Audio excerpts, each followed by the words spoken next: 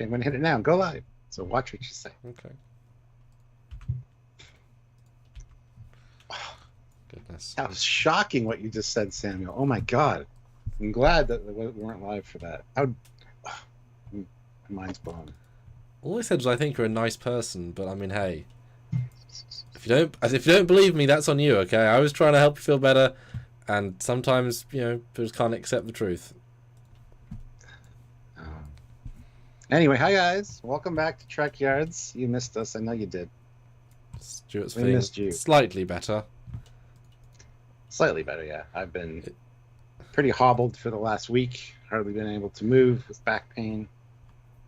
But I'm better now. And then, of course, the irony being I'm then going away for the next, 4 days. So This is the way. we've interchanged not availables a couple of times now in the last, 2 months. Remember that thing called COVID where it's just every day, Stuart, you and me, every day. We're never busy. Every day. Yep. Nothing else to do. It was so controllable. Anyway, welcome back, guys. Yes. We are excited for Lower Decks Season 4. It's next week. So, boom. Yeah. Awesome. We're going to talk about it. The past couple seasons, speculation. As you guys see in the thumbnail, there is the USS Voyager, if you haven't seen the latest trailer yet. Spoilers. We can forgive you for missing it because it's 95% old footage, and then they took the glean of new. And then there's a few little segments in there that are new, but the rest is all old stuff. Yeah, this was the thing they wanted to show us. The rest of it's look, 4 years of legacy. Well, hey. Well, you know why? Because Mike McMahon doesn't like giving spoilers. That's why he doesn't do next time ons. Mm-hmm. That's exactly what I thought. That's why it's great that we've had a chance to speak to Mike and his team and kind of have some insights into how they do things. So this might be a good conversation. Because certainly, certainly when seeing the bridge, Voyager's in it. There ain't no trickery, right? So that was all. And the macro virus. So that's what the scenario they're playing out. Because things, people frame by frame peek things and find stuff. But this obviously was different, and we'll talk about it as well. But how's everyone doing today? Thursday? Hope you are well and back pain free. And how was Ahsoka yesterday? Because you've been doing the first reactions. How was that? It was good. It was a really enjoyable episode. A little bit shorter than normal, but really packed. I really enjoyed it. It was very Star Wars for sure. So, Well, that's good. Yeah, I've yet to watch it, but I have been slowly going through the recommended watch list for the other stuff. Although I find it a little bit less engaging than I remember it being when I was younger. But I'm older than when I watched it, and it is kind of a kids' show, The Clone Wars. Yeah, it's one of those things. It's like Deep Space Nine. Start in season 3. That's when it gets good. I was kind of surprised how the one I was watching, this is. I'm not really engaged with this. Nor I remember watching it, even though I know I watched it. But how many? 12 years ago? I'm sure Rebels will be more advanced. Just interesting to rewatch and be like, stuff's got better since then. But I need to see it, right? I need to relearn it all. Reabsorb it. There was a good YouTube video I watched. It was a 38-minute long video. Yeah. On everything you need to know leading up to Ahsoka, and it covered all that stuff. It talked about the main points. Yeah, that's probably worth watching as well. Yes, I forget the YouTube channel, but it popped up in my feed, and I checked it out, and it was really good.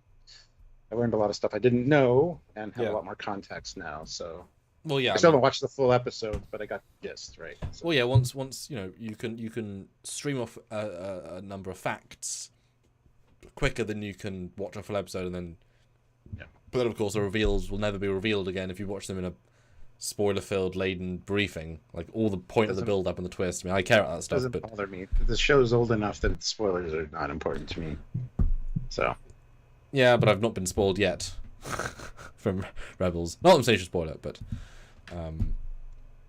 But yeah, anyway, Lower Decks, the other animated. Hey, both animated. No, well, yes, Ahsoka, but then back to Clone Wars. Yes. Boy, season 4. They've got out to Enterprise, although, to be fair, we said this for Discovery, with only 10, 12, 13 episodes a season, they were still only on, season 3 of Enterprise equivalent, and Lower Decks is half as many episode length, so they're not even 4 seasons. really only of 10 means only 5 episodes a season of real Trek size. So they've only actually made it up to episode 20. They've not even made one full season of Star Trek yet in 4 years. Oops. So we can't give them that much credit. Like, TOS and Enterprise managed dozens more hours, like not even close. So 4 seasons, but no, not quite as much. Yeah, well. And cheaper, probably, in context of the time as well. And I'm sure Enterprise cost more.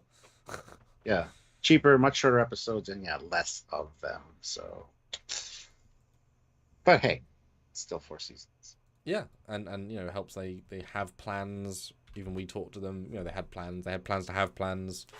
It's pretty rare you get multiple season orders, or at least confidence in multiple season orders. And to get 2 in a row is very powerful because you can, still have fun with it.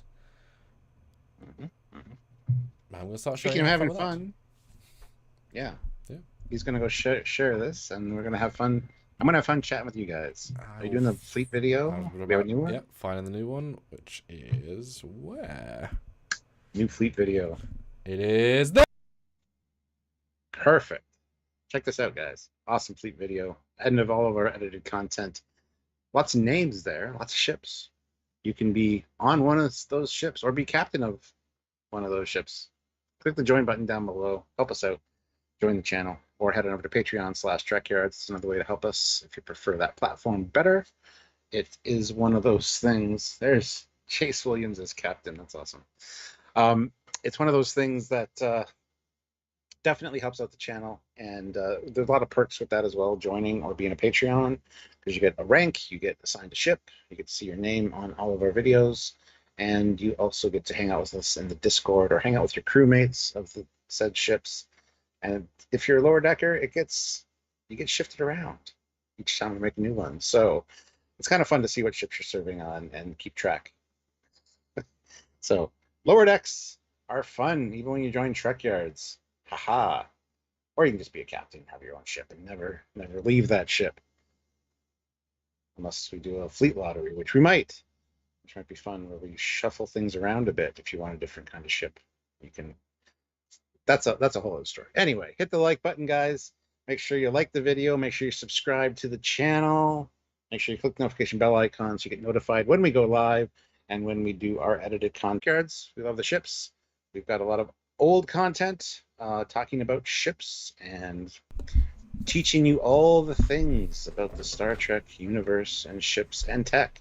So if you can help us out in any way, we appreciate it. And we will continue to make great content. And I'm sure in our first live of the year, we will put the old Captain Cerritos, because, it wasn't a hero ship until it's on TV. So, like, we offered the Stranger Worlds Enterprise at Stranger Worlds. Maybe we'll offer Lower Decks animation for the Cerritos. You can be Captain Cerritos. That'll be in the Get fleet. Freeman out of here. You can be the captain. Yes. And yes, and pretty much Star Trek Day is also on the 8th, so we have 2 episodes of Lower Decks and all the extra stuff that's going to be Star Trek Day, which is... Oh. We had a drought, and now we're going to be drowned. And one thing I forgot to mention to you, the 7th is when it comes out, right? So that's the Thursday. I mean, same as always, yeah. Yeah, so... But there is an appointment I have that was scheduled a year ago for the 6th, and it's a sleep clinic for my sleep apnea. So on the night of the 6th, which is the Wednesday night, I will be heading into the sleep clinic at 9:30 p.m., getting all the electrodes hooked up. And it's, like I said, it's been scheduled for a year. It completely slipped my mind. And so, yeah. And then they kick you out about 6:30 a.m. at the latest. So I'll be around in the morning. I don't know how conscious I'll be, but I mean, going to bed, they put you to bed at like 9:30, 10 o'clock. It's like, last time I did sleep when I did this. So I did sleep. Take away all my distractions and, Anyway, so just warning you that that day might be interesting. Your brain might be a soup. Yeah. An apnea soup. But when I get home, I'll be watching the video or the episode. I mean, I won't be awake yet to be able to give it me if you have access to it on your end, but I won't even have it Yeah, I'll just check it out. Okay. So. Huh. Anyway. Let's get to some super chats. Yeah. Oh, and I got something else going on Tuesday as well, and then it's just screwed up the week. Whereas I'm happy Marie's birthday is just before, so I can dip out and then come back in. Anyway, Ozzy throws in $2. Ozzy, shuttle coming hot on the Cerritos. Go to Plan B. B. What's Plan B? B as in barricade. Mark Lawrence, though, $5. Making a Gatorade icy to recover from the heat a bit. And sweating like a crewman working on power conduits today. Right. Yes. Yeah, yesterday was kind of chilly here, but there are some warm days coming up. It's supposed to be like 33 in a day or two, and then feel like 38 Celsius. So that's pretty warm. So yeah, Europe, as in continental Europe, has had some very brutal summer days, but England's been extremely mild. It's been lovely because aircon's quite power hungry, and I don't like sleeping in heat. So it's been tremendously mild, and of course all these filmings that I've been doing, Stuart. That's been like, we've got to film, project, If it had been any hotter, it would have been practically impossible. So every time I was like, please, the one day we can all do it, please don't heat. Oh, it's normal. Okay, good heat, it's fine. So nice. One day I'd bring the aircon down, but it's just because it was that like little bit over. You don't want to sweat on camera because. Why are you sweating in this? Well, it's dangerous. Starfleet officers don't sweat. They got climate-controlled uniforms, don't you? Some would say, Stuart. Some would say. Anyhow, Lower Decks. Yes, if it looks like a few people have seen the new trailer, because we're going on the Voyager. It's a good trailer. It's a nice. It's definitely a look, guys. We made it. We've made a successful Star Trek show, right? Because 4's good. 4's a good amount of seasons. You always feel like 1, it's ready to go. 2, can you recapture? 3, was it a fluke? 4 is like, okay, now we're just doing more seasons. Now we just kind of play.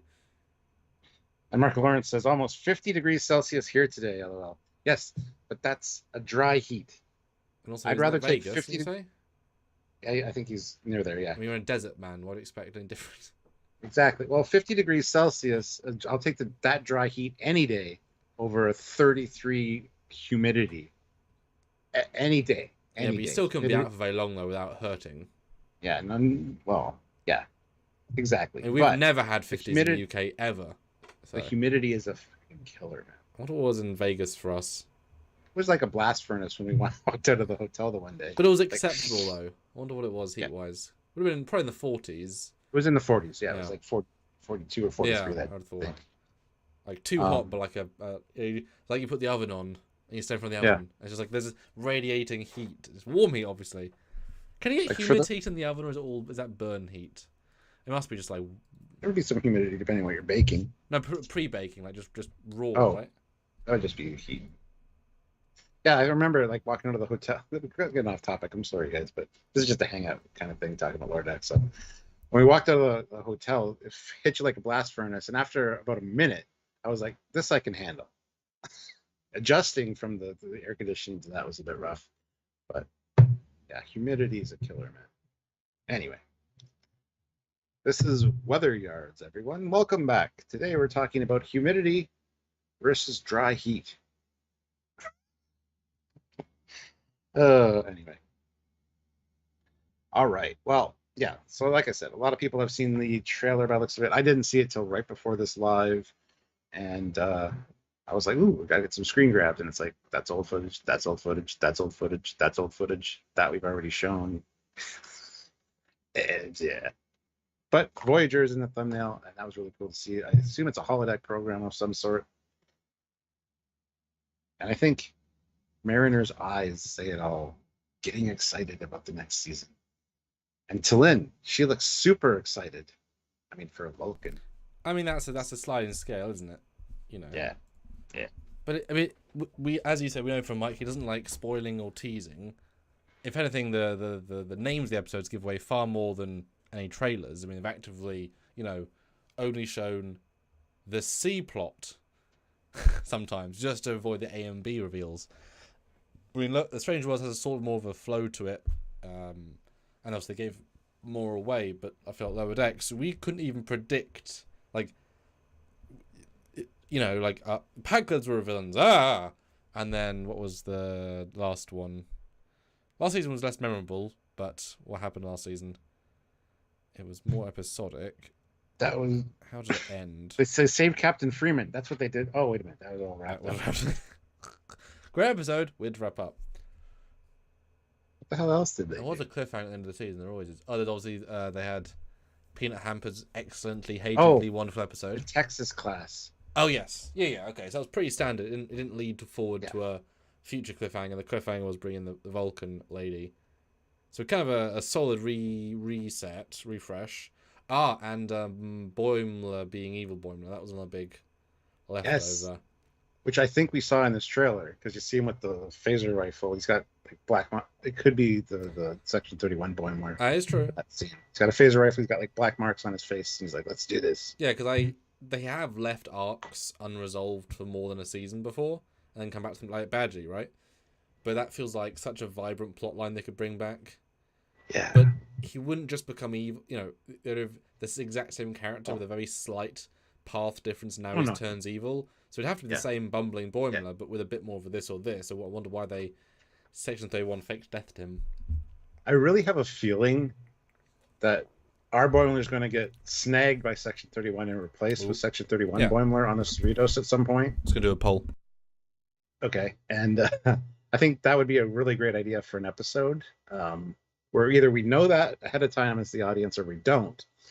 And Section 31 Boimler has to go undercover and they snag the real Boimler. That'll be fun. I think that's... I'm calling it now. I think one of the episodes is going to be about that.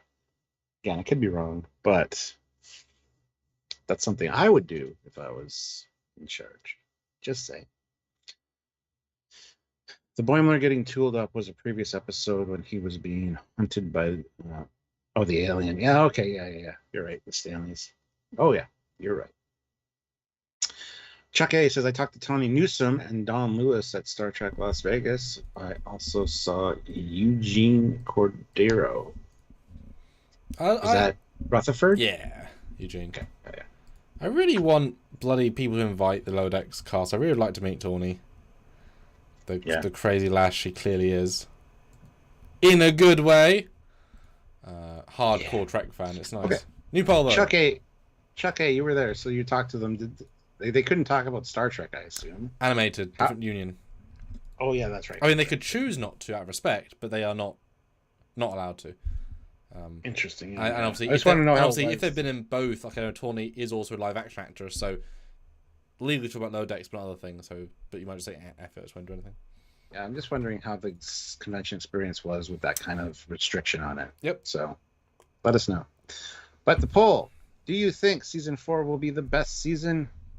Or the other seasons will still be the best. Season 4 new stuff will be the best. Season 1 was the strongest. Season 2 was the way to go. Season 3, best. I had fun with those. I think season 3 kind of let us down a bit. I remember being disappointed. Like, it didn't have the punch that the first 2 seasons did. And it's got 0% right now on the poll as well. So I think I'll do that as well.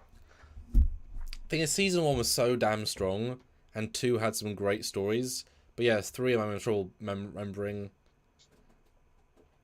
anyway. But of course, the difference between 1, 2, 3, and now 4, the way Trek was different. When season 1 came out, there were big breaks between shows. We had Discovery. Lodex was the biggest breath of fresh air ever. And Picard then came out and was disappointing, but talk about whatever. Lodex was like, thank God Lodex is back. And then season 3... was during the every single week we had Trek for a year. So for us, it was the day job. It was just right back at it again, another season, and then we'll have 0 weeks break, and another season. That's going to affect us mentally. It's not 10 weeks till Trek and waiting for it. This time, of course, there has now been a break, and now there's that slightly ominous feeling of there's nothing after. So this is now like an appreciate it while you have it, because there ain't going to be anything after for a while. Yeah. So I just read an article that season 5 of Discovery is likely in the first quarter of 2024. Yeah. Maybe. But you expect to wait 2 years at least for Strange New Worlds for season 3. which is shitty. But hey. Yeah, I mean, it takes 7 months to film, and then obviously if the VFX unions aren't on strike, they could be doing assets for episode 10. Just like COVID, they could be doing assets for later seasons. I mean, part of the reason Orville had 1 billion space shots is because they had an extra 9 months of VFX time. They just kept making VFX. They just kept adding stuff, making it better. They had time. There was zero rush. So the VFX should be incredible, but Stranger Worlds isn't a very VFX heavy show. Really, last season wasn't for sure. And they're not suddenly just going to invent more shots. I'd just rather fire the VFX people, unfortunately, because it's burning money. You just made me sad. Thinking about the Orville. I want more Orville. It's been a while. Yeah. But I mean, look, TOS came back for movies, 12 years later? Yeah, that's true. So let's not pretend it can't come back of Orville, the next generation. Just really mix those metaphors up. Orville, the same generation again. It's like it's a very convoluted the same generation, just older. Yes. Yeah. Seth would do something like that. Yes, he would. Orville, the retirement home. The retirement home chronicles. 63 people watching. Well, 62 now. Somebody didn't like your joke. And 29 likes. Hit that like button, guys. Let's try to get up to 50 likes. Yeah. Hit it. Why not? Let's give it a hit. Oh, yeah. A lot of people are diving out. We got 57 now. Come on, guys. Sorry, my jokes are terrible. No, I mean, 4 is they've got a giant sandbox. It feels like the biggest sandbox ever because they could incorporate elements from Picard, from the JJ films, from and Picard. Since I mean, obviously, it feels like that now. At time of production, there was no great swath of "We love Picard." Stranger Worlds was a thing. It's odd to think when they were writing this what the vibe was, but clearly Voyager getting some love. DS9 had some love last year, obviously. We've got to assume that Voyager will have somebody back. Yes. Just to kind of, hollowed the whole. And it would make sense to be a hologram, which is funny, a hollow Voyager, hollow Janeway, hollow EMH, literally in Prodigy. I'm assuming they were told they couldn't use those characters because they're in Prodigy, because that's what seems to be the case nowadays. You just can't use them if the other people are using them, which is sad, obviously. But I would assume somebody else can come back and be, hello, I'm Hollow Kim. Yeah, Hollow Ensign Kim. I'm your tour guide. And we cut to Captain Kim on the Red Island, like, ugh, still an ensign. See, that's a Lower Decks card joke. Yeah, there we go. Captain Kim. I vote well, he's too young to be a captain. Commander Kim. We'll see Commander Kim. There you go. Kit 10K just PayPal'd us $20. Thank you so much. His message on PayPal says, "Yo, guys." But on the chat here, he says, "Lower Deck Season 4. Can't wait. Glad you're feeling better, Cap. Had a nasty-ass migraine the other day to the point where I almost threw up." But I didn't. Migraines are awful. I used to get cluster headaches a lot, which are just as bad, if not worse, than migraines sometimes. But haven't had those in years, thank God. So joy. Good to see you, Kit. Yeah, I'm thrilled. I'm over my illness because that wasn't ideal. Yes. Well, illnesses never are ideal. Yeah. 42 likes. We're almost up to 50. 8 more likes, guys. You can do it. We're back up to 62 viewers. It's awesome. Well, what do you think for bringing back Cara? Do you think we're going to see? Yeah. Who do you think we're going to see, if anybody? It won't be Paris again, because we already had Paris. It won't be Janeway, it won't be EMH, because they're both grabbed by Prodigy. It shouldn't be Chakotay either, same logic, Prodigy. I'm hoping B'Elanna is in the next season of Prodigy, season 2. So, I mean, B'Elanna would be a natural one to bring back, obviously, the Lower Decks as well, if they can. But yeah, Kim is the one. You think Voyager, one of the first things you think of is Ensign Kim. So yeah, bring him back. I love the hologram idea of him being a holographic Ensign Kim tour guide. It's a nice meta reference, right? Yeah. Then we didn't actually promote him. We just it's fine. It's all good. Yeah, that'd be good.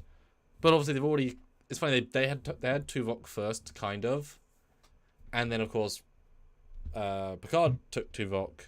So we're interested to see who they do or don't get.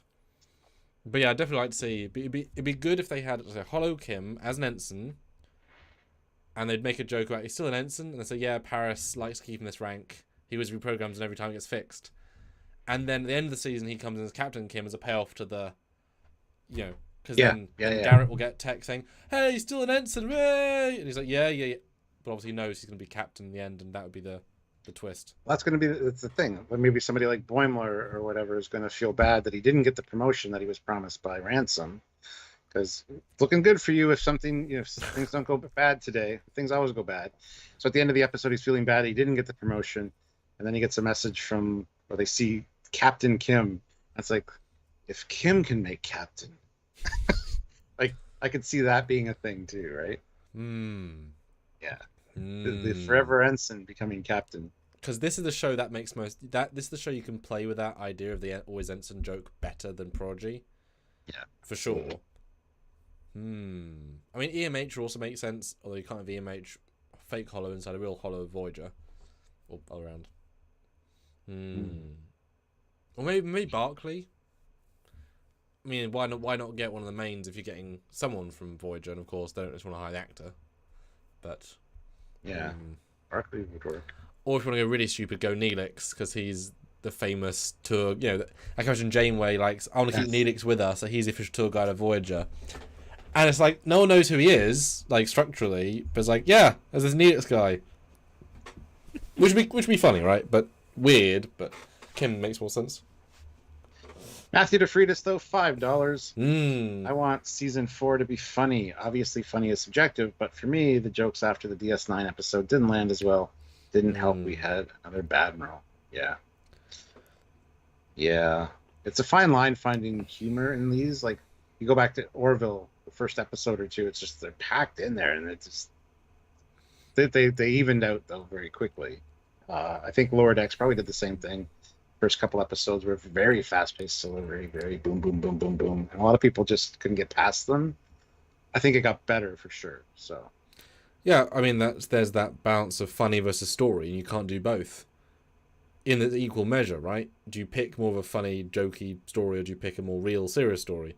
And Orville went less and less funny, more and more story, to the point of it's not really a humorous. Like, there's a few quips, but it wasn't. Season 3 wasn't funny. You wouldn't call it a comedy. You'd call it a comedic sci-fi. It was not a comedy. Season 1 was a comedy and a sci-fi.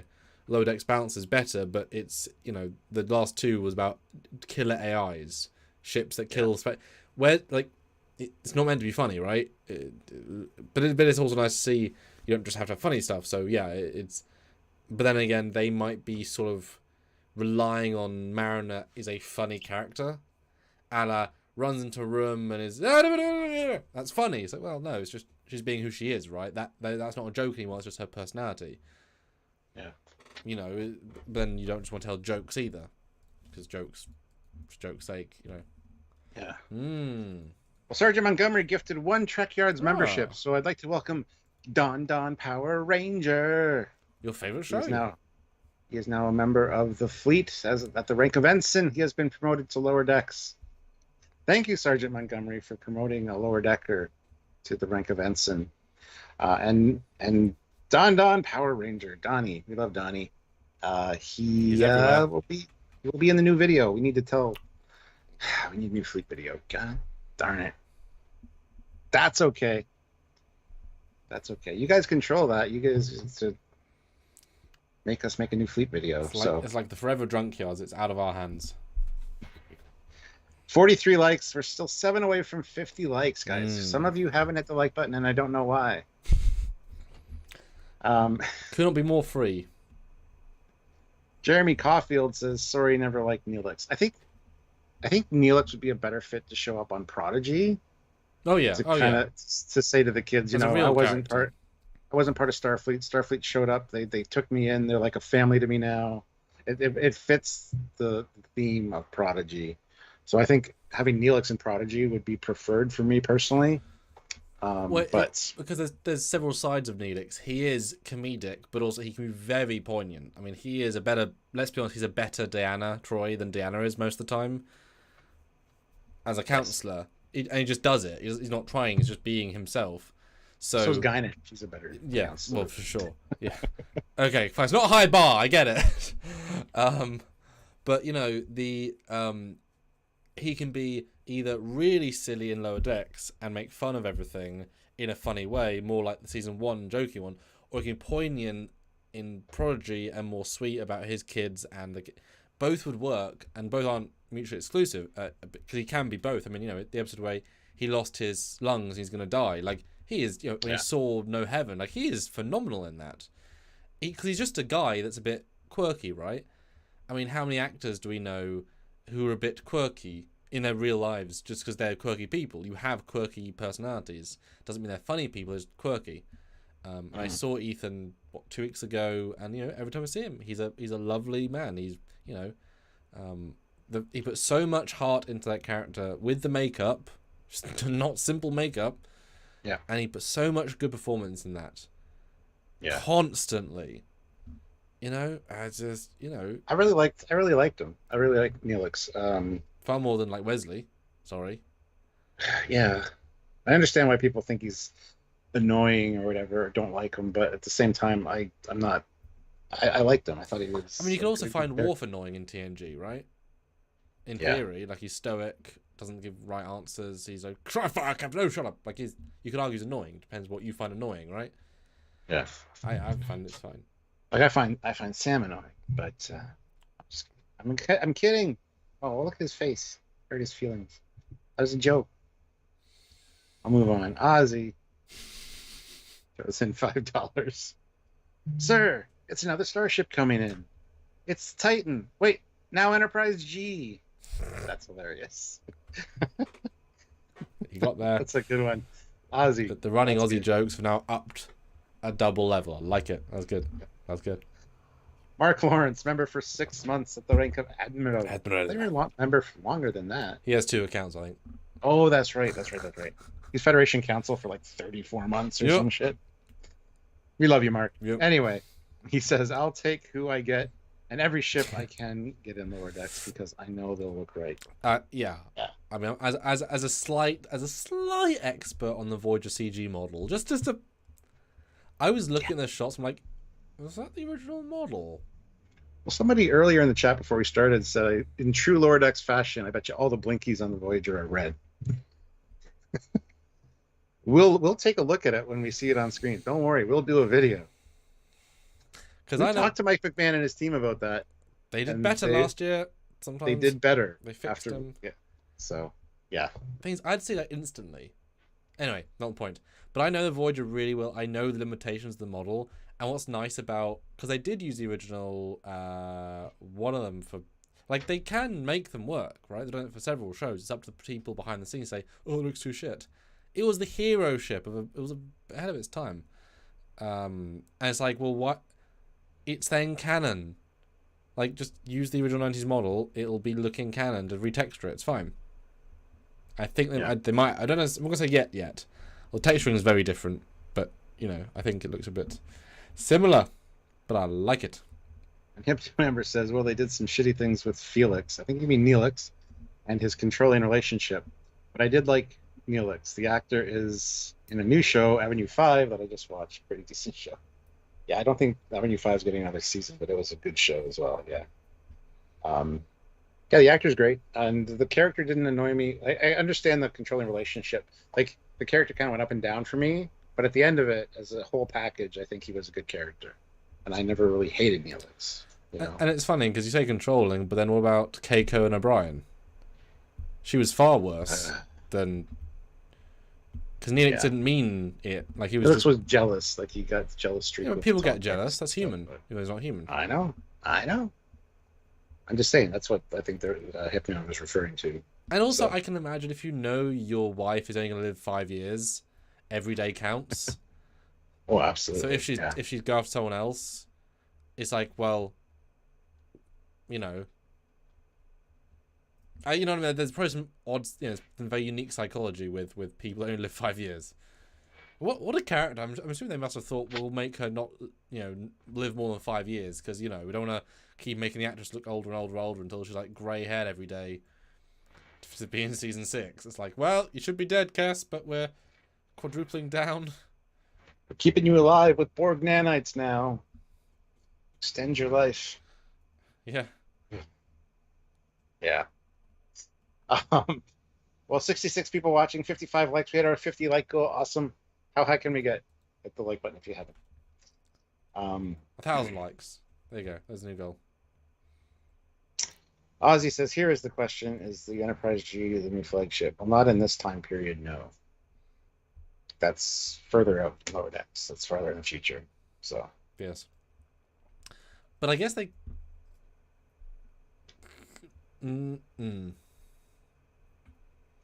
Is the E still around? It's not in Prodigy. I think the E would still be around. I think it would be just around, yeah. Because it'd be really interesting to show the F. I mean, they've now canonized the middle. It's not like I haven't got a 3D. Yes, actually seeing the F do some... That'd be great. Yeah. I'd imagine if they're doing a season 5 of season 3 of Prodigy, they could put the F in. I thought that would be all quite organic because that's quite later. Yes, we're now going back in time again. We had Picard. Well, after Strange Worlds, we had Picard and back in time for the Prodigy clip, and then back in time again for this. Or the prime time, and then whatever Strange Worlds is obviously was in the past, but. And when are they going to acknowledge the Strange World crossover? When are they going to mention it? Well, in the Voyager episode, whatever that one that is. Yeah. Matthew Lebner gifted 5 Trekyards memberships. Excellent. So we have 5 new Lower Decks ensigns joining us. So congratulations to Sean O'Sullivan, Eric Sween, Dormer Homer, Sean O'Neill, and Armando Rodriguez. Welcome to the Trekyards Fleet's ensigns. Well, good. You will be assigned a ship. Keep your eye out on edited content to see which ship you're serving on.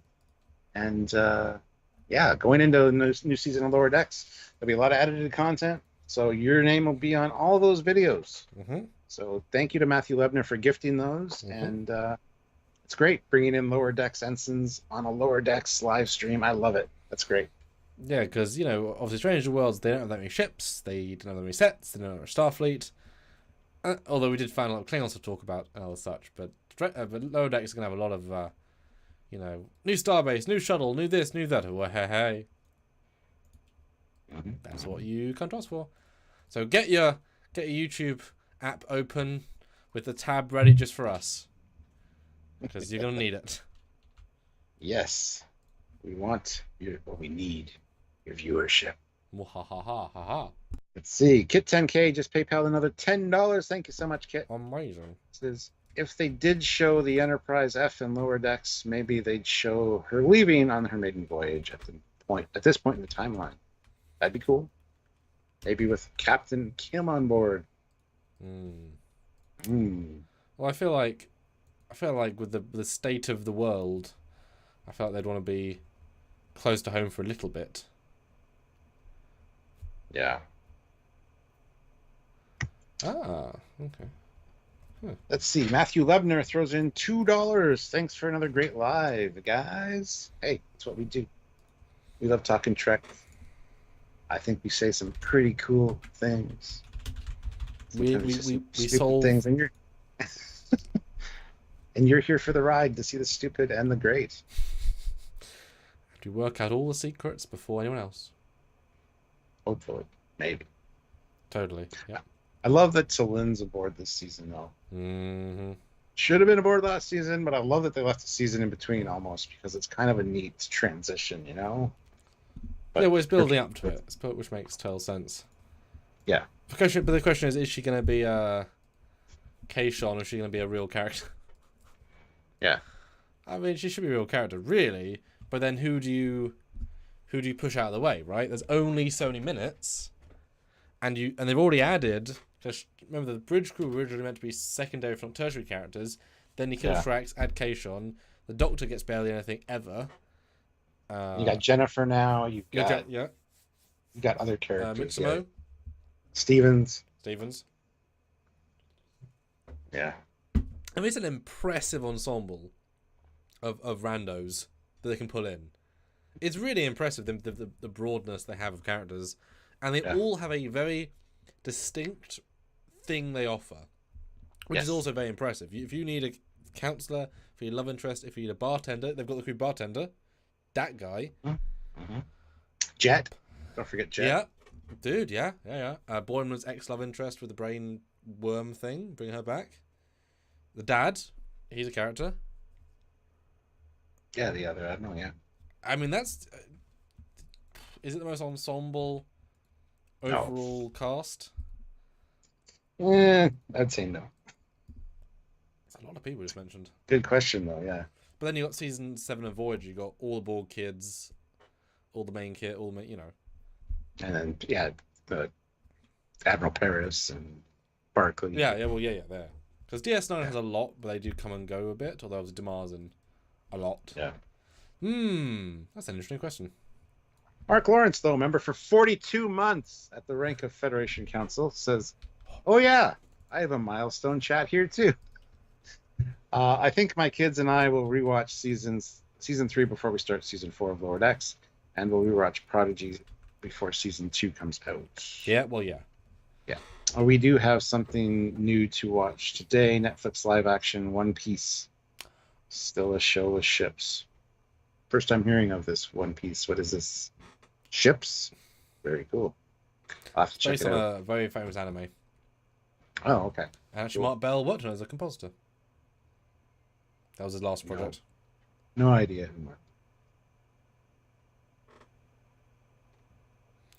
Yeah.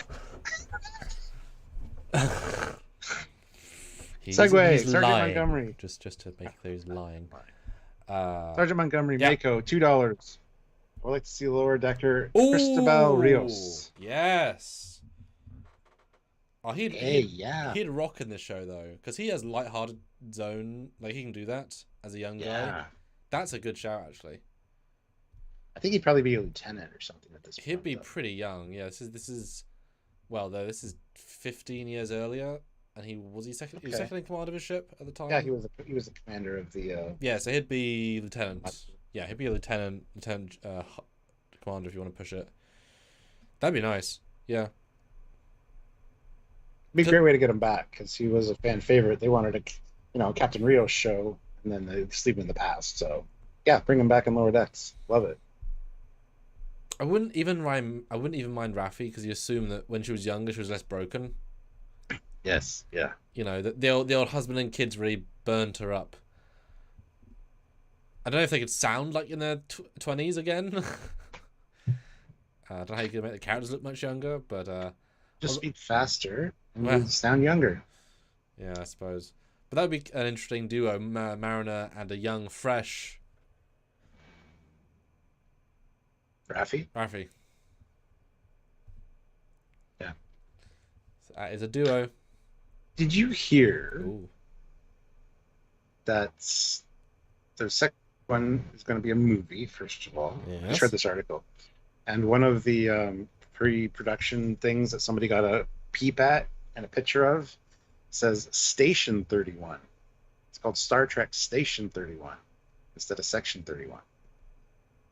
This is just nothing to do with Lower Decks, but I just read that and I thought that was very cool.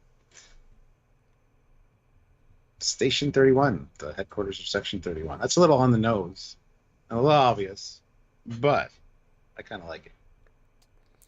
Thoughts?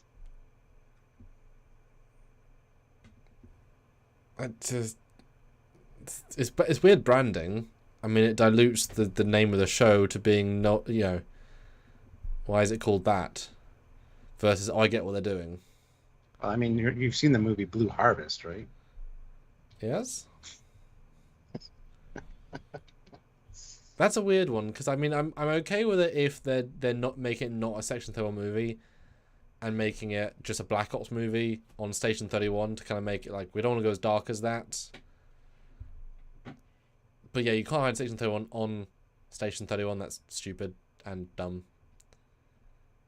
I don't get it. There you go. That's his thoughts on that. I kind of liked it. I don't understand it. I don't know how legit it is. Yeah. But I just wanted to say that I just read that, and there was this shot of the pre-production paper with Station 31 on it. Star Trek Station 31. So, anyway, it was just kind of neat. There's a curveball for you. I mean, yeah. Maybe it's a space station that's lost in time and they're traveling forwards and backwards. It's controlled by Control. They saved it and it's back. Hank? What the hell was the Guardian of Forever's name? Oh, God. Was it Hank or was it like Earl? No. Guys, let us know. What was... I've used that Carl. name. Carl, yeah. There you go. Yeah. Carl. There you go. Yeah, I've thought about him recently. But no, yeah, we've got this pantheon of characters now that I don't want to not use Picard characters, because the fact is they can make them better. They can improve them. Same with Prodigy. They can show the events of these seasons and make them better. Retcon the context. It's extremely doable. Wouldn't it be funny? I don't think it would line up time-wise, but if they ran into a pregnant Beverly Crusher. Yeah. It should be. Yeah, he'd be 2.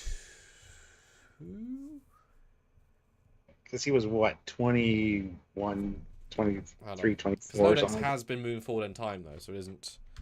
I'm gonna guess he's 2. That would be really cool though.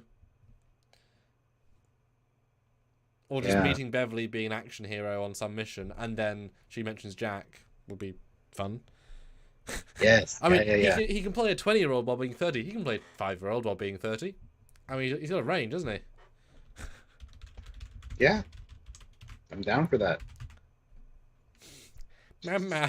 Let's... Gorgonzola, what about one or two of our favorite admirals in Lower Decks Season 4? Kate Mulgrew or Ronnie Cox could easily be recorded something for a cameo while in studio. I don't know if they would do that, though, considering that they're a big part of Prodigy. Yeah, he's 2. Or would be 2? Between 1 and 2. Depends when he's born in the year, but yes, between 1 and 2. Interesting. Yeah, I mean, we've kept saying bring them back because they're already on contract, but as they keep saying, we can't use this character because they're on this show. That's a rule, apparently. That's the only reason Kate wasn't on Picard, because she was on Prodigy. And they couldn't afford her, but mostly because the other thing. It's like, oh, okay. Yeah. It was supposed to be her that gave the medal to, or the promotion to 7. But, I mean Tuvok almost works better, you know? Oh, yeah, no, yeah. Keeps the focus on the scene versus like, oh my god, Kate Mulgrew. No, I'm assuming each individual show is actually a different contract, signed with a slightly different production company, and therefore you can't just legal, because it's all a bit confusing, right? It's not simple. I mean, Paramount and Nickelodeon owned Prodigy, yet Nickelodeon couldn't keep it on their network, etc., etc. I don't know. So I guess they can't use a recording session from one actor and one show, and also you imagine the actor is probably saying, "Wait, am I getting 2 paychecks or 1 paycheck? No, just paying you for the day. If I'm in 2 episodes, that means 2 episodes of pay," which you would think is right, but then that's a whole different thing. I don't know. Gets a bit confusing. I can see why potentially they don't want to do it. But also just talk to the writers. Just say, "Oh, how are you using Janeway?" "Okay, I'll use Janeway." Because remember, them not talking to each other meant that they had 2 different Riker Saves the Day, like weeks apart, both in Lower Decks and in Picard. Both were almost identical scenes, give or take, because they didn't communicate. And then he shows up in Resurgence as well, did the same thing. Yeah. Kit 10K is PayPal'd in another $10. Thank you. Excellent. Says it'd be kind of funny if at the end of the episode, the Cerritos, or at the end of an episode, the Cerritos went to the Fleet Museum, and Boimler sees the Enterprise D saucer, and kind of went nuts, wanting to know if it was her. Yeah, absolutely. Well, that's what the trailer was confusing to me about, or the clip, because you'd think they'd be at the Picard Museum, but they're in dry dock.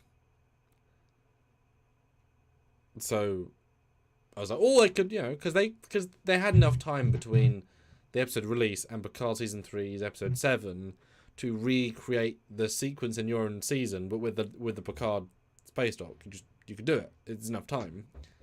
Yeah. But or not. The other thing that people mentioned, it could be a holodeck sequence. They go into the holodeck on a shuttle and they arrive at Voyager, but then at the same time, we've seen a clip from the trailer that has like a mannequin with a Voyager uniform on So that seems more like a museum thing than. Well, we assumed it was holodeck in the simple idea of it, but not on the tone of the scene. Clearly, the real Voyager, which is awesome. Well, the macrovirus is back though, which definitely fits with the hologram simulation. Yep. But. Yep. Hard to say. Well, Mike McMahon and the Lord X guys always like to surprise us and make us happy. Yeah, so. But also, any holodeck scene obviously has a bit less punch than non-holodeck scene. So if they truly bring out the macrovirus, a la, someone attacks, because you got to assume that what you saw is super irrelevant to the plot. That's what Mike does. So if the macrovirus is important, which I kind of hope it is, because I like it a lot. If you had it so that there was an alien who wanted to steal Voyager, which is a cool idea by itself, and to kill everyone on the museum, whatever. They say, well, what was the most deadly viruses ever in the database? All macrovirus, replicate one. I think you could probably do that relatively, effectively. Yeah. And that's the choice, because it is a memorable, we almost killed the crew sort of situation. And that'd be, fun reason. Janeway going all Ripley. Yeah. So. Yep, she pulled that. She pulled the old, the engineering phaser rifle. Just right there at the core. Just, very important.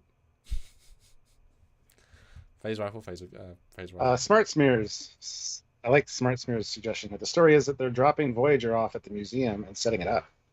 I like that because that might tie in time-wise.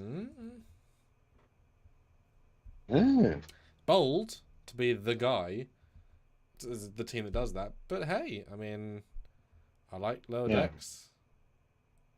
Yeah. And Gorgonzola has a good idea as well. He says, what I would really expect would be Harry Kim cameo, but only if he is the hologram. So he will still be an ensign. We said that earlier. But this is the twist. Maybe a training simulation before Boimler's promotion. Okay. I could see him being a training simulation for sure. But with Lieutenant Kim. So, is post-promotion Kim. Yeah, well, he's giving you advice before your promotion, and then at the end of the simulation, he gets another pip. He got promoted to lieutenant. This is his experience. That'd be kind of neat.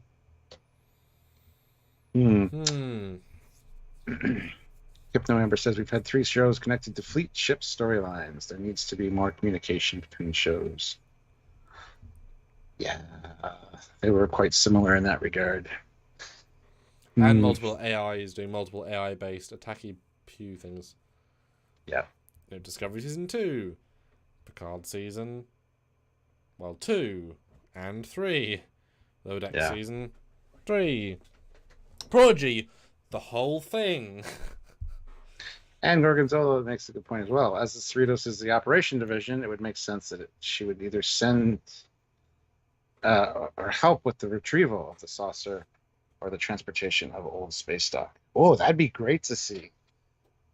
Earth space stock being moved to Athen Prime, because we talked about how that might be a possibility. And with the Cerritos is basically a tow. It's a tug. It's supposed to pull other ships in service. So I think it might have been already set up though at that point, the Fleet Museum, because Boimler and Mariner have already been there because they mention it in Strange New Worlds. I mean, I assumed it's just they just got a new station in the middle. Anyway, I mean, hey, it feels like more of a season 5 thing that they can then pull Picard elements in. I feel like 4 was in development long enough they wouldn't. And also, even though it makes sense, and I joked earlier about swapping out some CG, I can imagine if the budget is 1.2 million and you've already spent it, and you say, right, let's redo episode 1, to swap out all the sequences with this instead. And they're like, Mike, that'll cost you 400,000 extra. It's like, do we have any? No, we already have a budget. It's like, oh, we can't do it then. Fan films like me, I just throw in more stuff because it should happen, right? Of course, I should carefully work out what ships in the Fleet Museum when I'm in the Picard shot I've done. Of course, I'll find all the assets versus, God, each asset's 20k to build. We've only got 6 weeks, and kit bash doesn't matter. Right, that's the different mindset that unfortunately production happens. That's why if you watch my fan films, you'll see stuff you really like and really enjoy, and Yeah. I think I just included. Oh God, I just included I just brought in the Roman scout ship because I remembered I have a model of it from TNG as a little, just they were near Romulan space. I thought, hey, let's give them a Romulan scout ships. Way, just production value, right? And Dan Ben says the symbiosis of the episode, or the synopsis of the episode, is going to be Voyager Museum, and they find a macrovirus behind a panel that hasn't been opened since then. That sounds I can see Lower Decks silly. It does sound silly, but I can see Lower Decks doing that. Well, so that's a bait and switch, though, isn't it? It's like, look, it's important. No, it's not important. If it's that small, then you just shoot it and be done, right? That's a brief little. Which, in fairness, if Mike doesn't like spoilers, and that's a meaningless part of the episode, that's just a fun little throwaway moment. Which would be sad because they're, a really great alien. I like them anyway. And Sean says, I know that moving DS9 in the system was troublesome. Imagine transporting space stock between star systems. I mean, Terry Metalis kind of talked about that. We speculated on that at the time too. Yeah, talking about they're it. at low warp or dismantling it and moving it back in pieces to reassemble it. There's lots of different ways it could be done. I would love to see how they did it. I would love to actually get an answer for that. But there are a lot of ways you can speculate that it was done. So because we've seen many ships tow it, many other ships at warp, is entirely possible. And Atham Prime, and I did talk about this. It is literally only that far from Earth. It's like less than a light year. It is actually that close. It's basically in our sector, right? And it was terraformed for that purpose. It was a random planetoid in our cis sector, and they terraformed it for that purpose. It became like a amusement park resort. Yeah, so it's a water because why not? They moved it there because it made sense. But I have no problem that DS9 is an interesting example. But DS9 is a shitty, low-budget mining station. It ain't designed for anything. You know what I mean? Space Dock, it might be 100 years old. It's the creme de la creme with everything built in, right? Refitted every couple of years, I'm guessing, the last 100 years. It provides the most advanced shields, weapons, structural integrity. I mean, this thing is going to be a monster of technology. I think as the integrity field to do warp 1 with 100 ships tractoring, not a problem. And still take a couple of days, that's fine, right? I have no problem. Low warp, full field, yeah, no problem. Sergeant Montgomery suggested too that maybe the Cerritos is towing the star drive section of the USS Syracuse to the museum. That'd be kind of neat. Yeah. And timeline wise, I think would work out as well. An old retired beat up Galaxy class. 15 years. I have a spoiler from my film. I can't say that. But I that would feel too small. Universe syndrome. To happen to be the one that happened to be it's fine to see the D at the museum, like that would make sense for me. The saucer. That would be fine. But I feel like Syracuse. Wars chance that. They're having a conversation about DS9 now. So yes, it did have maneuvering thrusters, as any space station would, to maintain its orbit. Even work bees have maneuvering thrusters. Well, yeah, obviously. Everything space stations would too, because they need to maintain their orbit. Yeah. And Murloss says DS9 was armed, and O'Brien fixed everything. It was armed, but not well enough. Starfleet came in and added additional armaments, which we saw going hog wild at one point. So it was armed, but not as heavily as it was after Starfleet got a hold of it.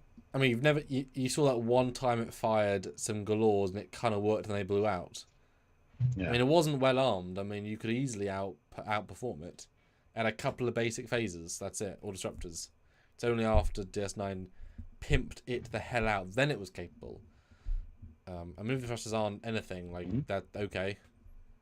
And also it damaged the hull, remember? Like, they were almost breaking the station by going that fast. Like, it couldn't even sustain a basic velocity because of its structuralness.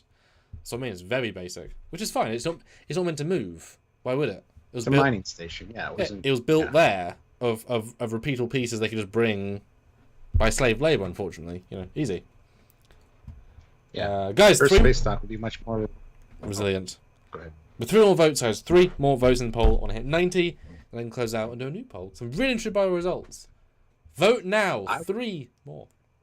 I was going to say robust, not resilient. Whereas space stock's much more robust in construction than DS9 was. And like Samuel said, it's a good point. It's Earth space stock. It's like the most important thing. So it would be updated and refitted all the time for years until they decided it was too outdated, built a new one. So it would still be very modernized. Honestly, I would kind of assume it's like the Golden Gate Bridge. You start painting one side, and then by the time it's all done, you have to paint the other side. You have to go back. It's like having a car. You fix one thing, and then something else falls apart. You replace that. Like, not even in a fixed way, just like, if you're from refitting one side of the weapons, by the time you do all of them, they've made the Mark 9. Do it again, Mark 10. Like, not in a bad way, just... Yeah. It's a big boy, right? They're always going to have repair crews, and I would imagine the Admiralty is saying, what if the Borg come back? We need this thing working. What if the Breen attack again? Would have been great if Space Dock had up-to-date weapons at the time. Yeah. And it still pisses me off we didn't see Space Dock in Best of Both Worlds. Yeah, I know. Like, was it destroyed? No, of course not. But obviously a Borg cube could just not fly at it. There's 99.9% of space around that isn't being covered by a Space Dock. I get it. I get it. Yeah. But, you know, we just go there because we go there. 90 votes. Excellent. Asked, do you think Season 4 will be the best season? Or the other seasons will be still the best? I am so intrigued by results. 69 giggity say yes, Season 4 will be the best season with new stuff. That's a hell of a vote of confidence. 19% Season 2 is the best. 7% Season 3. Ooh. So that reversed. And 5% Season 1. That, I'm not expecting this result. I am shocked and intrigued. Yeah, I am also shocked. Okay, good results though. Interesting. Yeah. Hit that like button, guys. We have 69 likes. Giggity. 69 was the winner on the poll as well. Me? You said it first. Let's try to get to 80 likes, guys. That's another 11 likes. If you're just joining us, please, by all means, hit that like button. Merlost asks, do you think we'll see Harry Kim cameo? We've already talked about that. Yeah, it would be great to see him on the Voyager episode as a hologram, either as a tour guide for the ship or something like that. That would work. And the Stanleys makes a good point as well. The Cardassians did have fun stripping and destroying DS9 before they left. Yeah, absolutely. They trashed it, essentially. Yes. New poll. Which new Trek is your favorite? Lower Decks, Strange New Worlds, or Trek Shorts? Sam Shorts. Wow. Here, hold on. How else can I stroke your ego? Have you watched all of those fan films? Power 543. Go check them out. We just released a new one. Did you see the new one, Stuart? I did. What do you think of the new one, Stuart? It's all right. I'm trying to remember exactly what happened. I saw it a while ago. It came out like a week ago. I know, and I saw it when it first came out. Oh. Emma meets Nim. Like 7 minutes. I know, but...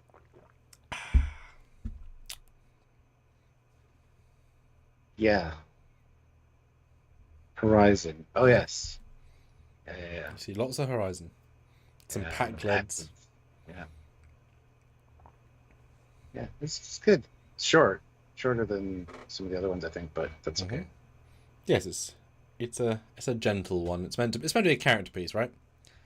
To introduce people and things and times, and you know, it's funny because I know the backstory of Horizon, but I've never said it in a film. It just sort of appears sometimes. So it's nice. Oh, there's a reason for the nacelles. Yes, of course there is.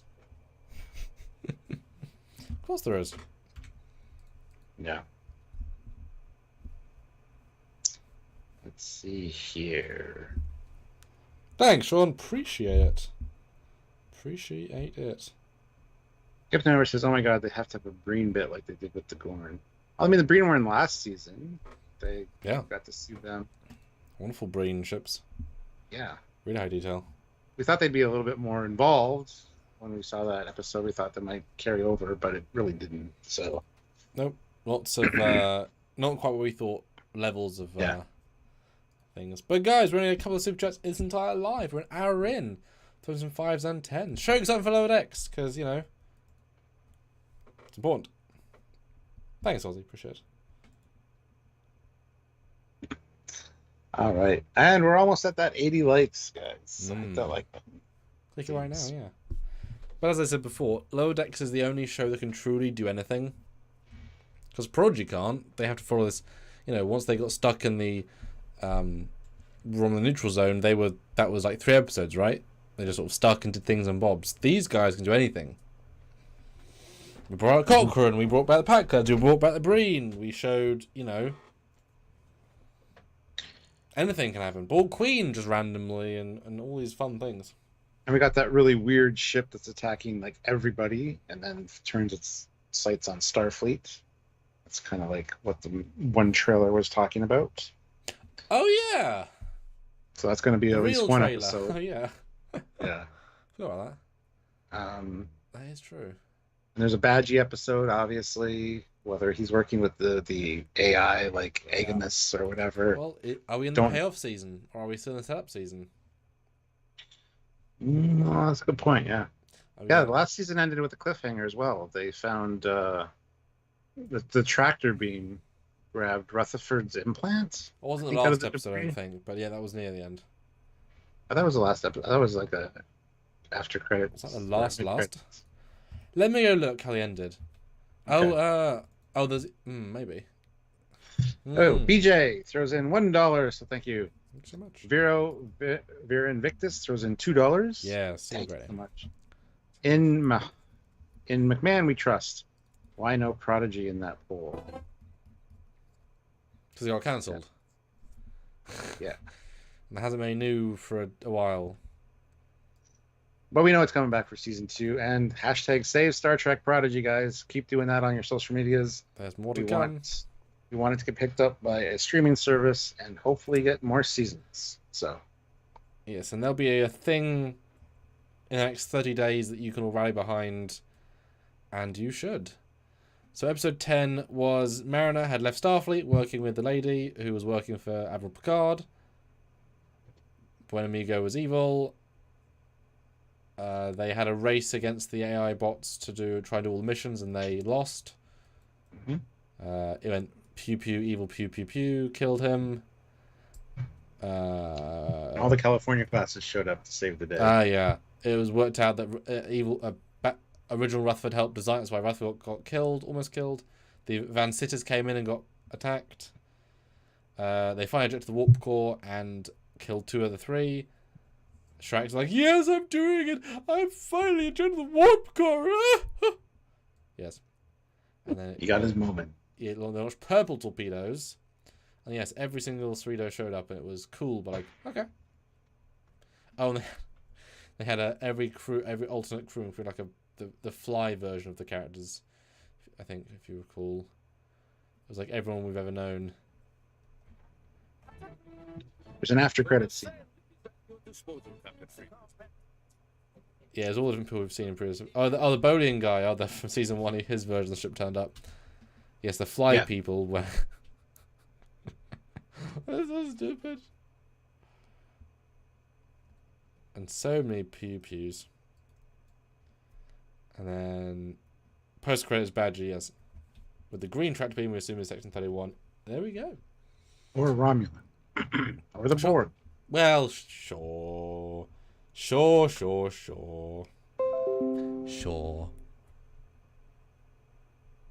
But yeah, expect a new Prodigy thing coming soon. Stuart, do you want to see a tease of the next Prodigy thing? Which I can send to your Facebook and you can react to? Sure. Let's do it. Did you hear the excitement, guys? So the big project you know about got moved a little bit because some artists aren't done. Still waiting on things from several people. So this, I've come up with a new idea to kind of fill in the gap a little bit because I feel bad not releasing anything. Well, I shouldn't have to feel bad, but hey ho.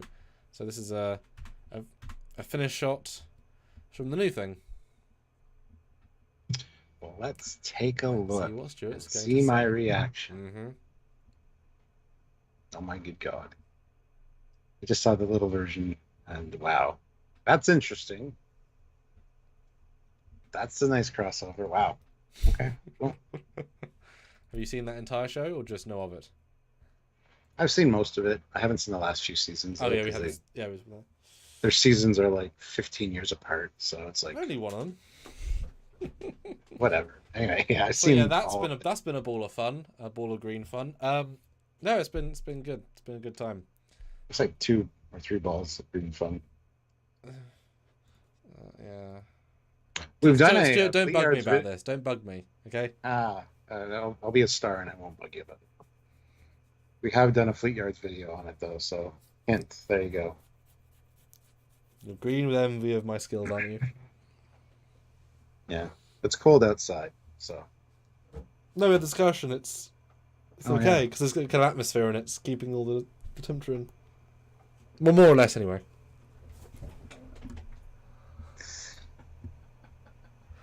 Yes. You're such an idiot, Stuart. You just called me an idiot? Well, I can't use the other word. It'd be censored by YouTube, yeah. Oh, yes. Well, I've heard that if you don't know what that means, you are one. So yeah, tune in for that next month. We're filming it as soon as Emma's free, because she ain't free right now. We're going to film the big thing with her as well, do the solo stuff and then that as well, which should be fun.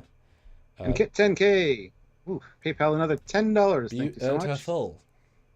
If they try to cancel Prodigy again, hopefully someone sends T800 back from the future after. Ouch.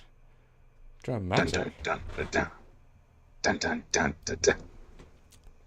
Oh, just saying Badgie. I mean, he'd be enough. Dun dun dun. Yes. Yeah, it's so annoying. It's just a good show. And don't forget. Oh. Don't forget. We're gonna get a Section 31 show, I'm sure, this season. Movie. Oh, I don't know.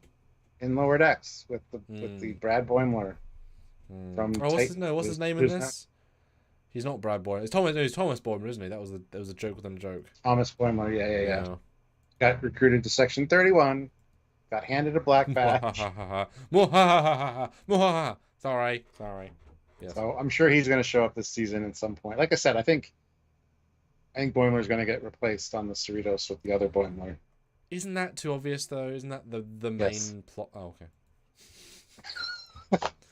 Like I said, if we don't know about it as an audience, it'd be interesting. But at the same time, if we see real Boimler wake up somewhere and screams and acts like an idiot, they don't know where he is, and then we cut to the Cerritos, that might be interesting too. I mean, there's a few ways you could play that. Is it? I mean, for the Cerritos is so unimportant in the grand scheme. They presumably recruited him for his skill set, not his connection to the Cerritos. You'd assume. Mm-hmm. But then what makes that Brad so much more capable? Just work with Riker experience. Confidence and Riker experience, yeah. The Riker experience. Some get the Picard maneuver, some get the Riker experience. Yeah, but wouldn't it be so nice though? Because they've done it this year a little bit. But if and when they get Prodigy season 3, why don't they write some nice connective tissue, with Lower Decks? Make a combined universe. The animateds are easy to produce, easy to bring together. Then why you wouldn't celebrate it by doing those internal crossovers? I mean, it's obviously harder because there's a time gap. I know that Mike didn't give permission to use Mariner in the comic that Shrax was in because he has a story for her, and if you put that there, even though it isn't canon, fans will consider it canon, and then it creates confusion, and it's sort of mean to let a comic be written and then instantly say, ignore it. It sort of devalues the work of the artists, right? Yeah. Well, Raptor has an interesting idea. A changeling Boimler versus Tomless Boimler versus the real Boimler. That's a lot of Boimlers. A tale of 3 Boimlers. Get it? Yeah, Spider-Man. Yep. That'd be funny, actually. That would be a good... They're wearing different uniform variants. One's wearing Voyager, one's wearing First Contact, one's wearing Lower Decks. That's actually interesting. I could buy that. Actually, no, that is doubly interesting. Not to get a bit too conspiratorial, but if you know that there's a Brad Boimler on the Cerritos and a changeling, because we know the rogue changelings, right? It's established. If you know there's rogue changelings around, and you know Boimler, you know for a certain that Boimler on the space is human. If another Boimler shows up to a changeling world and says he's a changeling, and they check Boimler's definitely on the other ship, and they do some say a reverse DNA testing where he looks like a changeling, could that be a way of convincing changelings that he's one of them? Because there can't be two Boimlers, so they don't know the other thing. Could there be a way of kind of falsifying that he's not really who he is by using the other one as a alibi? But like he's there, I must not be him, right? Well, Kid 10K PayPal another $5. Says think we'll see a Badgie Peanut Hamper team up. Yes. And I'm pretty sure Agamus would be joined in there as well. Jeffrey Combs AI. I mean, that feels like that's the 5-season arc, really. Yeah. Sergeant Montgomery says, what if Section 31 Boimler was the one who went back in time to Strange New Worlds for a secret Section 31 op? I thought the same thing at the time, but it would really devalue that whole thing. Oof. Yeah, I mean that it would be great if Mariner says to him, "Yeah, we can't talk about that Captain Pike thing," and he's like, "What Captain Pike thing?" God. Ooh. See, I know why you're saying that. Not you as the chat. I think that's great. I would rather do the reverse of it. I'd rather play it that we cut to that Boimler, and he goes back to the planet, goes back in time again to see Pike. Now Pike knows Boimler, trusts him, does something in the past which he can get away with, and then we get to see the Strange New Worlds animated episode. Because that's the excuse to have the swap. And then that's a part of an episode, is that version with that Boimler. What do you think? It would be interesting. It would be cool to see a Strange New Worlds Lower Decks episode. I kind of don't like it, though. I really think that... Because after the event, so add to the Stranger Worlds element of it, because it's hard to, get the trust of a legacy captain. Well, they know from the records he does. He likes Boimler and thinks he's annoying, but also likes him. Well, how nefarious would Section 31 be being, though? Because I don't like medium. I mean, most of what they do isn't mass murder, right? Most of what they do is just small things to help the Federation, right? They're not all bad. They're just, what do we have to do to save people and save the Federation? That's their entire purpose and code. That's the point. So it could just be, we need access to the Enterprise at that time, and that time travel tech is, unknown entity, right? It's just not, because it'd be easier to justify the Temporal Prime Directive rather than another time travel device being used. This has already happened. Those people know about this portal. He pumps in, no problem, right? Less contamination to the timeline if you already know it exists. Possibly. I mean, obviously that's not going to happen, but you could play a really fun game with that. It's interesting, yeah. So you'd have, obviously all that 100% animated, obviously. Or in fairness, if you were going to be really snazzy, you have Section 31 Boimler in Stranger World sets for real again. Now the Black Badge. And cut to scenes on Lower Decks. It's like, wow, we're actually doing a full double episode. But because, of course... Oh, and that episode would be 35 minutes, because Stranger Worlds was short, so they gave 10 minutes of screen time they were budgeted to have to Lower Decks, to let their episode be 40 minutes, because of 30 to 40. They won't do that, I don't think. There is logic there. They won't, but you could argue that. And then you'd be like, wow, I'm watching 20 minutes of Boimler, other Boimler, darker Boimler. That's cool. Gestro 1980 says, can't really come up with an idea, but Romulan evacuation or maybe a cameo of President Chekhov. That would work. Ooh. That would be good. Yeah. Yeah, that'd be great. Easier to do the audio and do his...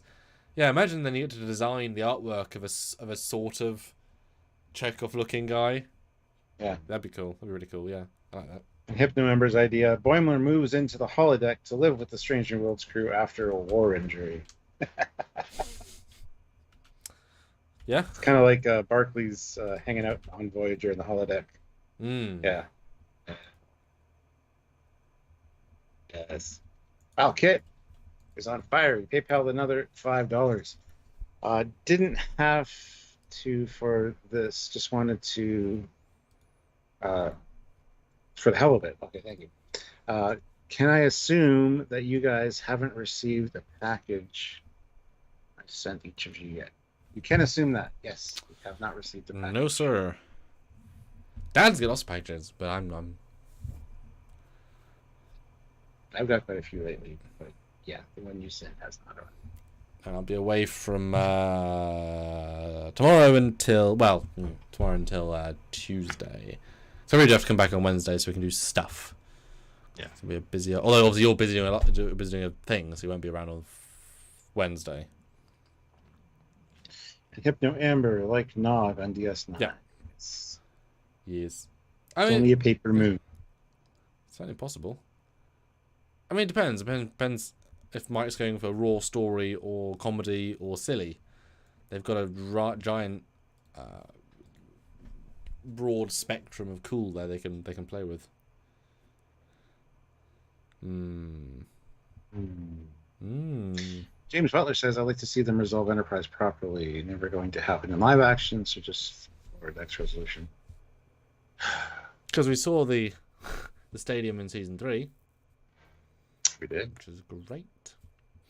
Yeah, that'd be nice. I mean, hey, let's be honest. If each season they do it, they've earned, the giant cameo connection. So if season 3 was DS9, season 4 is Voyager, season 5 is Enterprise. Every year you make a new.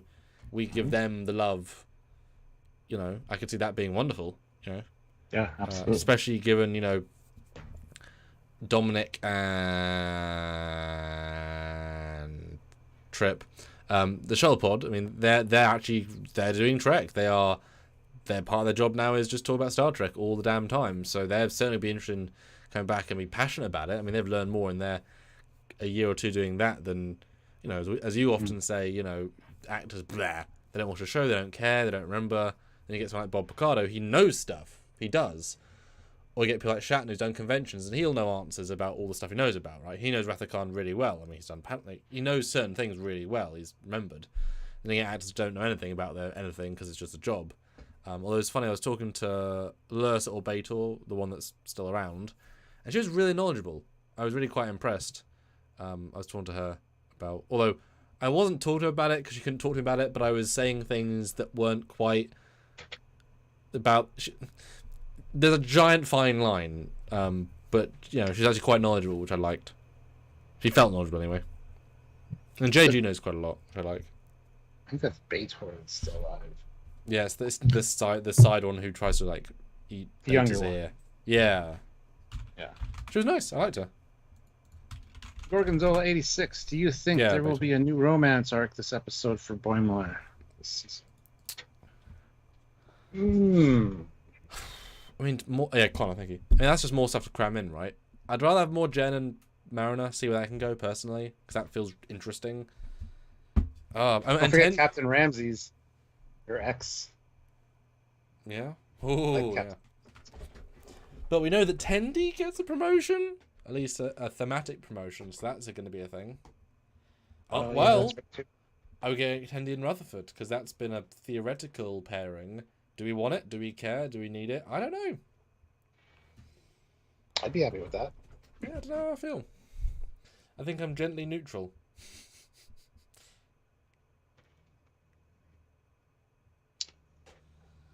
Yeah, Sarah Lofton watching Trek for the first time. It's cool that how the actor that didn't know Trek at the time.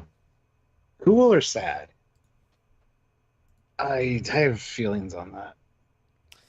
It's also funny because in theory, if you work on the Trek, I'm sure if they'd asked the production, could we get the VHS tapes to watch, they'd give them free VHS tapes. As in at the time of making it, that's all they had. And actually, VHSs. They could have watched it, no problem. I'm sure if they went to a comic book store as Jake Sisko and said, hey, I'm the actor who plays Jake Sisko, could I get some VHSs? They'd probably give me either a deal or free, right? It wouldn't have been hard to get stuff as an actor at the time. But of course, if you've lived there, if you've lived on the set, you've seen. But no, you haven't, because DS9 is so sporadic. If you work on Voyager, it's a bridge episode. You're sitting there and you're watching the episode happen, right? DS9, you don't know what Nog is doing. You don't know what anyone's doing. Well, the Klingons are doing, I don't know. So there's a lot less knowledge in DS9, I've assumed. Yeah. That's a whole other conversation, though, I think. Yeah, Stanley's exactly. Let's see. Can we get 3 more likes? Get to 80, please. Would be awesome. And some more super chats would be awesome as well. We want to hear what you guys are looking forward to for Lower Decks Season 4. Your theories. Well, Tandy and Rutherford are already finishing each other's mathematical equation. True. As the best pairings do, and I hope we get there someday, Stuart. We're not there yet, but sign of truth. Someday. 1 + 1 = 3. See. Screwed that up again. Look, they didn't teach us math in England, okay? Yeah, they taught it. They tried to teach me math. It's not good at it. It's like French. They tried to teach me French in school. I just can't do French. I kind of languages. I just have no mental capacity for languages. Yeah, they tried teaching me French like to grade 9, and I just bonjour. That's about it. Mes amis. Merci beaucoup. It's like you know, some people. It's like also I have a problem with crosswords. I can't see the patterns in crosswords for whatever reason, or word searches. I can't do word searches. Oh, those are super easy for me. Which is amazing. Weird how the mind works, right? Because I remember in school, obviously that's just, you know, we don't want to teach you, okay, here's a word search. You know, the classic. And I would be sitting there trying to do it. And probably like 2 or 3 words, and I'm next person next to me is like, he's done 5, 10, 15. I'm like, how? Like, oh, it's so easy. I'm like, I don't see any of them. Like, once you point them out, I see them, but like, my brain doesn't unscramble the words like that. It just doesn't. But I can see 4K pixels if you put a 1080 4K, 2K, 720. I can tell you which one's which. Not even. I can probably tell you 24, 25, 30, and 60 frames a second as well. Oh, fun fact for you, Samuel. Found out that the iPhone does 4K in 24 frames. So. Oh, good. Is it? And 30. You can pick. Is that a deep setting or just a thing you just hadn't found? Oh no, it's just went into the settings and. Good. That's useful. Very useful. Anyway, Gorgonzola 86 says cliffhanger at the end of season 4. Tendi and Rutherford waking up in bed next to each other next morning after the promotion party. Dun, dun, dun. Not much of a cliffhanger, but. Or in England, that'd be dum, dum, dum, dum, dum, dum, da, da, da, da, da, da. EastEnders. That's the famous cliffhanger music that only comes when there's a giant cliffhanger. Interesting. And soap operas have giant cliffhangers. That's kind of the point. Yeah, it's amazing how often that joke happens in on set on Trekyards. Because I do quite a lot of dramatic sound dialogue, so it's like, oh my god, a cliffhanger! Yeah.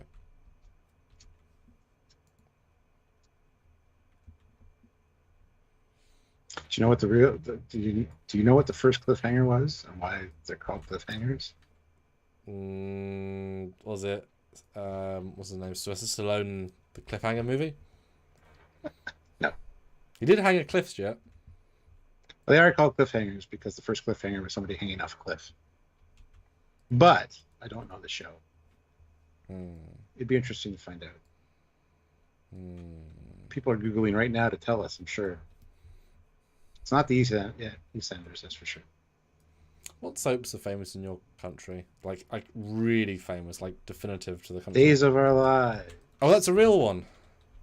Yeah. Because that's the one in Friends. Yeah, Days of Our Lives. Yeah. There's Guiding Light. I don't know if Guiding Light is still around. I don't know. There's a few that are staples over here, but are they popular still? Do you think? They what? Sorry. Are they popular still? Do you think? Oh yeah. Yeah. Some of them are very popular still. So Sylvia's sister Susie and her husband Mike watch Days of Our Lives like every day. So I feel like it's got to be the past the time of soaps. I feel like, you know. The shitty thing about soaps is you get them daily, right? So there's like a lot of production going on. There's a lot of film there. But you can never buy like a season of it because there's just so much, right? Like it's It's shown on TV and it's forgotten. Yeah. Which is kind of sad. Yeah. Yeah, no, that's a good point. Like, I liked in COVID when they filmed like 2 months ahead because they had to, and then you saw they ran out because they had lots left up, saved up. But then they're like, "Will we get out of quarantine the first time, but we run out of backlog?" No. Yeah. And I was like, "Oh, we couldn't even outlast the backlog of 2.5 months." Yeah. So true. So true. Dear me. All right. But I'm excited. Do you think you're more excited of everything back now than you were for Stranger World Season 2? No. I was excited for Stranger World Season 2. Now we've had like a couple seasons of Lower Decks under our belts, and we know the quality. I'm excited, but I'm not as anticipated. Like, I was very much anticipating what Season 2 of Stranger Worlds would be like. Lower Decks, I know it's just going to be good. So, I don't know. I'm excited, but I'm really excited for Prodigy Season 2, though. That's a whole other animal. Yeah, I'm excited in the way that anything can happen, and it's going to be canon. It's going to be visually consistent. It's going to be characterful. But I don't know enough about the season to be excited. You know what I mean? Like, there isn't a driving arc. There isn't at least the ones I'm super excited about per se, because it's just so random in a good way. Which is why trailers are fun not to have them, because you just sit down like, what am I going to see today? Oh, that was cool. We'll see. We'll see. Although I wonder if they took any feedback from the previous 2 seasons. I wonder if it'll feel like an iteration. Because normally, what didn't quite work last season, let's run out, because maybe we could do that this season too. That'd be cool. A Kit 10K, PayPal another $5. The cliffhangers drive me nuts. Superman and Lois ended on a cliffhanger with Superman fighting Doomsday on the moon. Spoilers, holy shit. I want to see the end. It had a nice ending. I want to see the end if that happened, of that fight. Yes. Like 20 years later. I liked that show at the time. The reason I hate cliffhangers is just the uncertainty of knowing if this show's going to get canceled and you're going to get a resolution to it. Remember Terra Nova? It had an amazing cliffhanger. Never going to be resolved. It's like, it was just getting good. Oh yeah, those last few, as stuff was starting to come out, that was good. That was very good. Yeah, it was really good, and it's like, I'm looking forward to the next season. Cliffhanger, oh my god, that's awesome. Oh my god, it's canceled. Well, we're never. Oh yes, this is now Terra Nova Yards. But that of course, that show, giantest budget main TV show at the time. Steven Spielberg hugely involved. I think directed the first episode. Like, the set they built was real. That giant compound on the giant landscape, all the sets were real. Like, it was, they were like, oh, this is obviously going to run multiple seasons, because you invest early on if you're going to do that big thing. And it was impressive. Like the Baku set, right? It's like they built a full village. It's a fake village, they built it because it's going to be a success. Got Spielberg, you've got the guy from Avatar playing the guy from Avatar with a different name. Yeah. Same exact character, but not really. But yes. That was a great show. It was fun. It was good. It was good. It's funny how the dinosaurs, like, the one thing, they need to look really good for it to work. And each shot was so variety of quality, because they couldn't, as a CG artist, a running shot of a dinosaur at the distance, you can make it look so perfect, and then you suddenly have like a shot of it eating something, it's going to look way worse. So disparity becomes very apparent.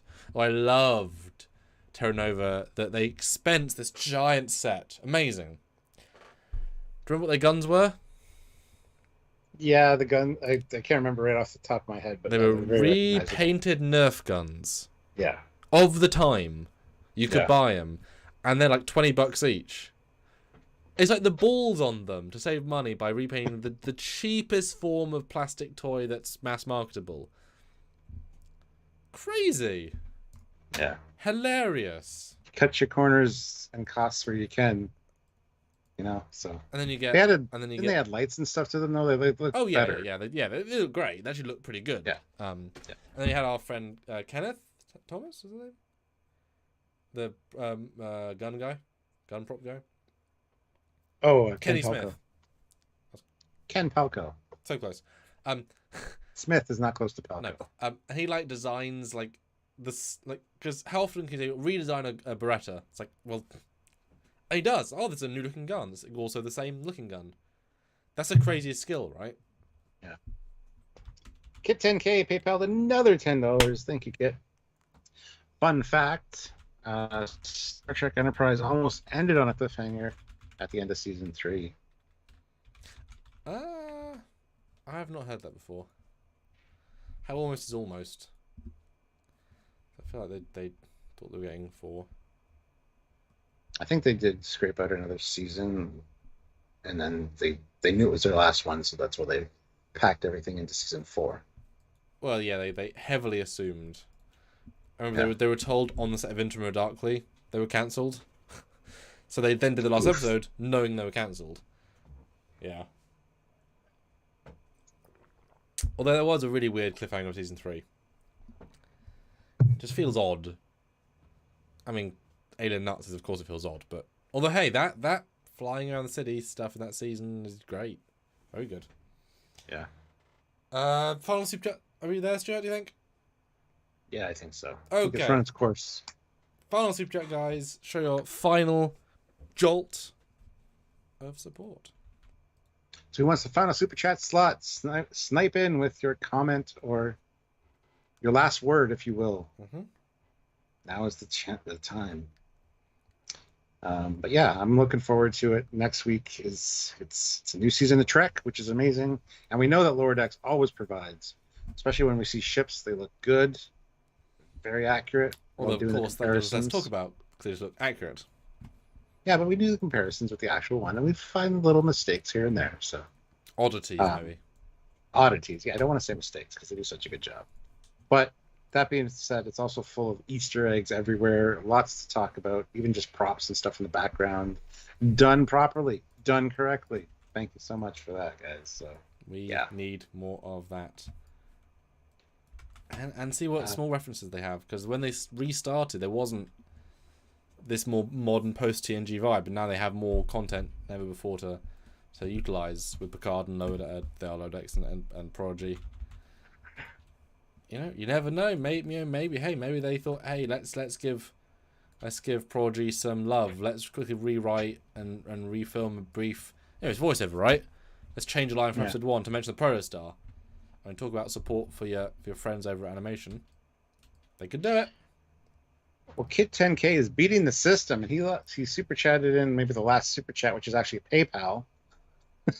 He PayPal'd another $5 and said, I listened to a commentary track on Star Trek Enterprise, and the showrunner said that, and also said that if they did, it wouldn't have been left like that. Yeah, apparently somebody else said there that they did a cliffhanger to make sure that they get a season 4. What I mean is, what were the chances? Do you mean they thought they were getting cancelled at the end of 3, or they thought they could be cancelled, or they might get cancelled? There's a difference of vibe there, right? Because there's a big difference between, because you only going to get that day like 2 or 3 months break, and then you're back on season 4. So you need to know if you're doing season 4 soon after the end of season 3 to start filming it to release it the next year. So you can't have much of a delay. And because those seasons were filmed and released in short succession, they weren't 6 months out, right? They were like weeks out from filming post release. There wasn't, because the cycle was so quick, didn't have weeks in advance. Yeah. And Link and Twilight Sparkle and Friends says USS Enterprise saves the Cerritos in season 4. I would love to see the Enterprise F come in and save the day. That'd be kind of cool. Because I know people that complain that we get to see it in Picard, but only like on its decommission day. I guess technically it's still the E, because the E's in Prodigy, if that's fully canon, that was after this. Well, we're not sure if that's canon or if they just didn't change the registry. Because it seems like the Enterprise E was in a few spots during that battle. So maybe. But yeah. At the time, I thought they might get canceled, like DC's Legends of Tomorrow was canceled on a cliffhanger. Yeah, that's the one issue I have with cliffhangers. They give me anxiety because it's like, well, we know we're gonna get a resolution to Strange New Worlds cliffhanger, so that's good. Well, unless the strikes force everything to be fully cancelled, for a hell of a thing. 10 years of strikes. Everyone's too old to play the character. Okay. You shush your mouth. Wash it out with soap, eh? Yeah. Dear me. Right, we'll see someone sometime for something. Yeah, I guess we'll see you next time on Thursday. I'll see you guys on Thursday for my first reaction to the... Yeah. I might see you Wednesday. We'll see. I don't know what's happening. Next week's kind of up in the air, but the new season starting, so just be prepared. At the end of next week, going forward, we'll have a lot of new lives and content. So, and you might at the weekend. I might do a live this weekend. Yeah, I think I will. It's actually our long weekend here. It's a Labor Day weekend. We just had that as ours. Yeah. Yeah. So, yeah. Yeah, and do go back and check my solo drunk card, which was, always harder without Ustream. Yeah, everybody said you did a fantastic job, though. They were talking about it last night on the so that's nice of you. But I wasn't even missed, apparently. I mean, you're always missed. But we had this fun guy, Josh, who was like, hey, just a quick question, and you should go back and watch this too, it's quite interesting. Do you think, what shuttles would fit in the XO1 shuttle pod bay? So I said, if you can put another 15 to make it 20, we'll load up that bay. And people were like, I'll give 15, I'll give 15. And then we started loading shuttles. When you do stuff like that, it's always good for that kind of thing. Yes, it was a big jump in the middle and then a lot of silence at the end. But it was really fun because people just suggested things, and we got to put some really interesting stuff. Some really unusual visuals I got to make. And I was like, that's too big. That's not going to fit. That technically fits. So it was a fun conceptual thing, which was quite cool. So if it fits, it sits. Yeah. Anyway, guys, thank you so much for watching. We will see you guys very soon with new Lower Decks content. Yes. And we're excited about that. So excellent. Keep your eyes peeled. Make sure you're subscribed and have the notification icon clicked, because I do random lives, late night lives all the time. Yes, you do. Come and hang out with me. So until next time. Oh, we should end our poll before we go. Yeah, good. Jeremy. Sometimes we get to end the polls. Yes. I was doing so well for a while on it. 69 votes again. 69 keeps coming up during this live. Tells me I'm going to have a good night. Which new track is your favourite? Lower Decks, Stranger Worlds, My Trek Shorts. I'm quite happy with 16%. That's not bad, really, considering. 29% Stranger Worlds, and a smashing success of 56% for Lower Decks. Good job, Lower Decks. Because that, Stranger Worlds, people like Stranger Worlds, but there you go. That's the Lower Decks power right there. Good job, Lower Decks. Good job. So until next time, he is Commander Goggins. He's going to Foley.